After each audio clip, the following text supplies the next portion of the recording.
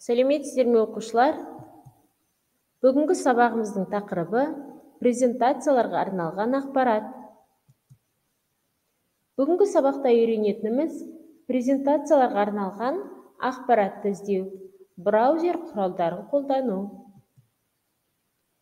Презентация таныстырылым, баяндама, жобаны, есеп беруді қорғау, жұмыс жоспарын көрсету және дайын ақпараттармен бөлісу. Презентация сөзі латын тілінен тапсырамын, ағылшын тілінен ұсыну деген мағынаны білдіреді. Презентацияны қалай жасауға болады? Презентацияға сурет, мәтін, дыбыс, видеоларды да қажетімізге қарай тақырыпқа сай бейімдеп қосуға болады. Презентацияны PowerPoint программасының көмегімен жасаймыз. Программаны іске қосу үшін іске қосу барлық программалар Microsoft Office, Microsoft PowerPoint командасын орындаймыз. Ақпаратты қалай іздеуге болады?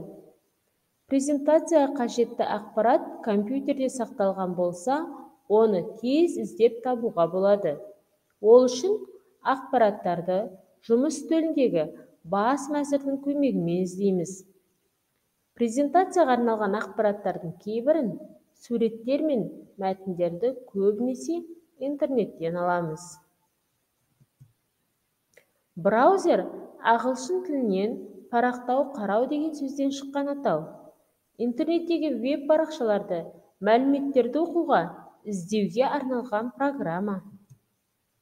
Браузерге бет-белгі қою үшін Google Chrome браузерін іске қосып, қажет ақпаратты іздеу жолағына енгізіп, Google Chrome'дағы баптау және басқару батырмаларынан бет-белгілер жолынан бет-белгілерді қосу командасын орындаймыз.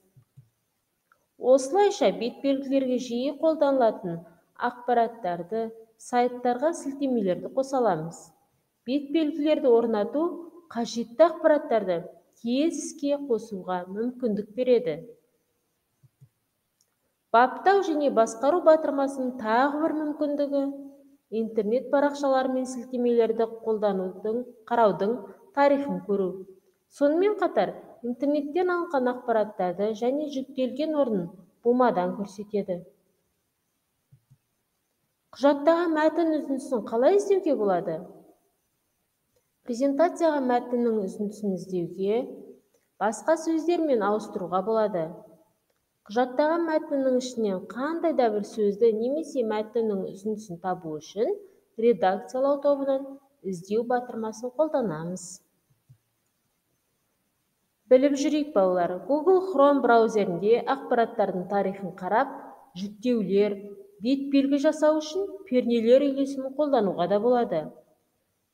Ctrl мен H пернесін қоса бассақ, тарихын қарай аламыз. Ctrl плюс G жүктелген файлдарды көрсетеміз. Ctrl мен D бет-белгілерге қосу. Міне қызық балалар, Google браузерінде дауыстық іздеудің көмегімен кез келген ақпарат іздеп тез тауып алуға болады. Балалар, енді тапсырмалар орындаймыз.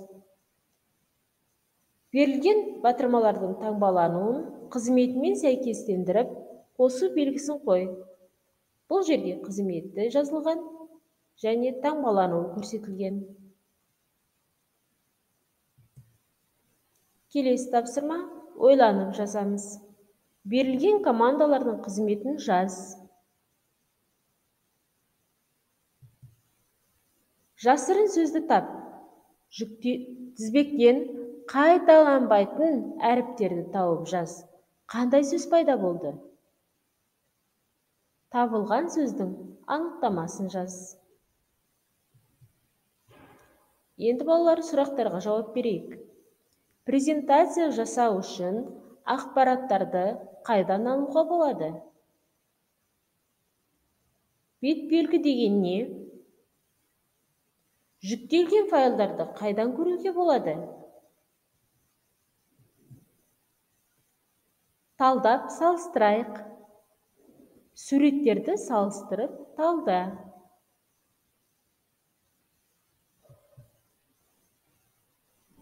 Компьютерге орындаймыз.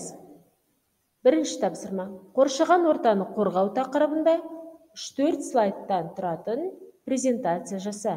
Интернеттен суреттер алып, оны толықтыр. Презентацияға атау қойып, буманы сақта. Келесі тапсырма. Қызыл кітапқа енген Қазақстанның өсімдіктері мен жануарлары туралы не білесің? Қажетті ақпараттарды интернеттен жүктеп, презентация жаса. Балалар, енді сабағымызды қорытындылаймыз. Сабақтан алған әсерлеріңізді көрсетіңіздер. Сабағымыз аяқталды. Сау болыңыздар.